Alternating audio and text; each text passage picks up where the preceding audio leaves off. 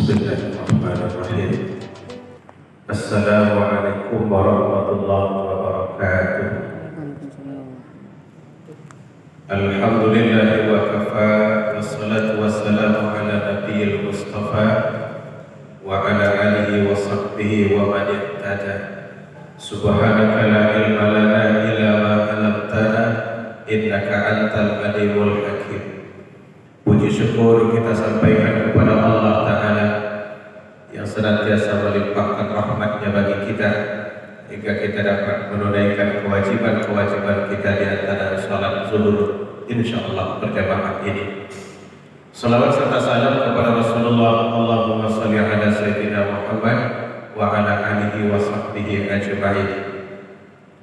Jemaah salat zuhur yang dimuliakan Allah Subhanahu wa Ta'ala, seorang sahabat bernama Abu Hurairah, beliau menceritakan bahwa satu ketika, kata beliau, Nabi kedua dari rumah beliau menemui sekumpulan sahabat beliau yang sedang berbincang-bincang dan kadang-kadang mereka tertawa. Jadi mungkin ada hal-hal yang membuat mereka merasa perlu tertawa, lalu mereka tertawa. Sebagaimana halnya perbincangan-perbincangan yang banyak terjadi dalam kehidupan kita. Lalu Nabi Sallallahu Alaihi Wasallam berkata kepada mereka, "Walladzi nafsi biyadihi, demi Tuhan yang jiwaku ada di tangannya. Lau ta'lamu ma a'lam, kalaulah kalian tahu apa yang aku tahu. La dhahiktum qalilan wa la bakaitum katsiran." Niscaya kalian akan sedikit tertawa dan lebih banyak menangis. Setelah itu Rasulullah SAW meninggalkan kumpulan sahabat ini dan mereka kemudian menangis. Lalu Allah Subhanahu wa Ta'ala berfirman, datang kepada Nabi SAW wahyu yang mengingatkan Rasulullah, "Ya Muhammad, lima taqnatu ibadi?" Wahai Muhammad, kenapa engkau buat hamba-hambaku itu berputus asa? Setelah mendapat wahyu itu, Nabi kembali lagi kepada kumpulan sahabat tadi. Lalu kata beliau, "Abashiru wasaddidu wa qaribu." Bergembiralah kalian, tapi jangan lupa tetaplah dalam keadaan rajin beramal ibadah.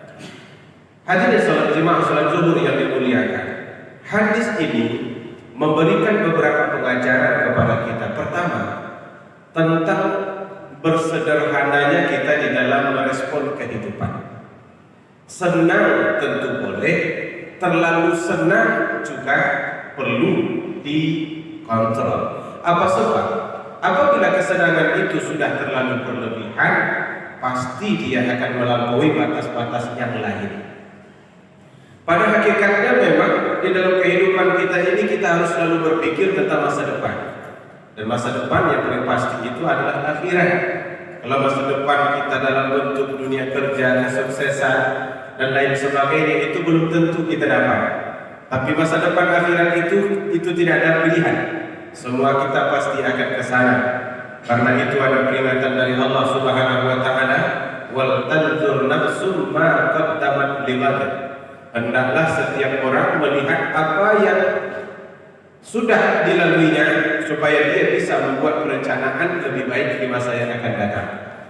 Maksud perencanaan di masa yang akan datang itu ya akhirat.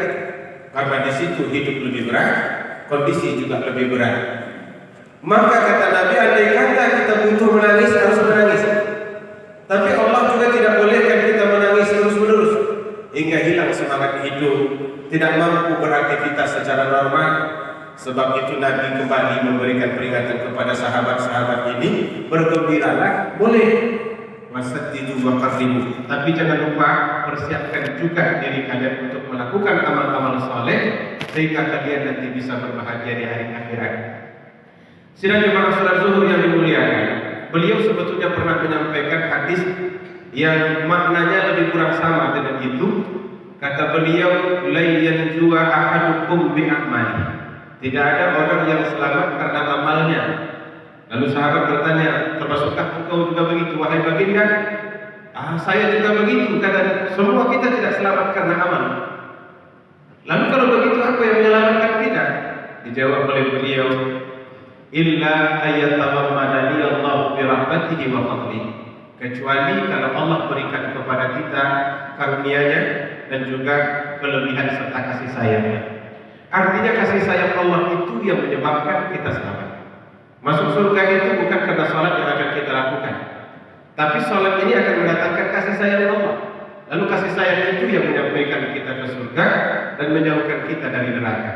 Maka oleh karena itu, walaupun Allah tidak perlihatkan kepada kita masa depan itu dalam bentuk yang lebih mengerikan, tapi di situ ada anjuran agar kita senantiasa rajin beramal, rajin datang, rajin baca Al-Quran, rajin bersalat, gigihlah dalam menanam apa saja yang bisa kita tuai nanti di hari akhirat. Karena kata Umar bin Khattab, tempat ini adalah tempat bertanam, kemudian nanti waktu menuainya adalah di hari akhirat. Ini sekarang belum pernah kita memetik hasilnya sekarang lagi. Kalau kita sholat berjamaah lalu pulang membawa oleh-oleh, belum pernah ada. Pulangnya datangnya kosong, sepertinya baliknya juga kosong. Tapi Allah tidak mau kita berhitung-hitung dengan benda-benda materi di sini. Jadi dibiarkan oleh Allah itu kelak di hari akhirat kita dapatkan. Karena itu orang yang banyak menanam di sini, maka dia akan banyak menuai di sana. Orang yang sedikit bertanam di dalam hidupnya, pasti dia sedikit juga menuai kelak saat masa panen itu datang. Tidak heran kalau Nabi dan para sahabat itu walaupun mereka sebahagian sudah dijanjikan surga, tapi mereka tetap gigih juga untuk melaksanakan amal ibadah. Apa yang kurang dari Nabi? Beliau dijanjikan surga, diampunkan dosa kalau ada. Tapi sekali sholat sampai-sampai kaki beliau bisa bengkak karena lamanya beliau berdiri. Ini nggak pernah kita lakukan. Kita alhamdulillah sholat itu nggak pernah panjang, tapi lebih simpel. Nabi SAW sampai bengkak kakinya karena sholat. Dia tawar itu kira-kira bengkak seperti kita banyak berjalan. Ditanya oleh Aisyah kenapa bisa begitu? Jawaban beliau simpel.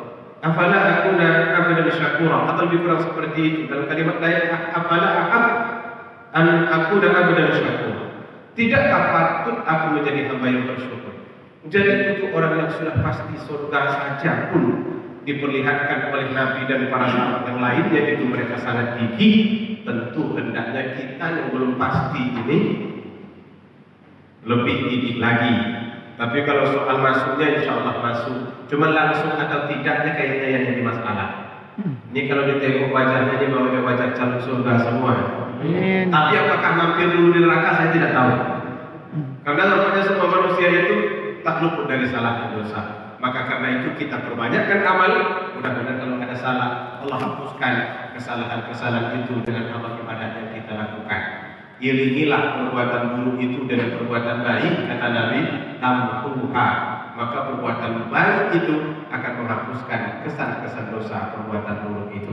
Sidang jemaah salat Zuhur yang dimuliakan, semoga Allah senantiasa memberkati kita, menyelamatkan kita dari dunia sampai ke akhirat kelak nanti insyaallah. Amin ya rabbal alamin. Itu saja dapat kita sampaikan. Lebih dan kurang mohon maaf. Billahi taufiq wal hidayah. Wassalamualaikum warahmatullahi wabarakatuh.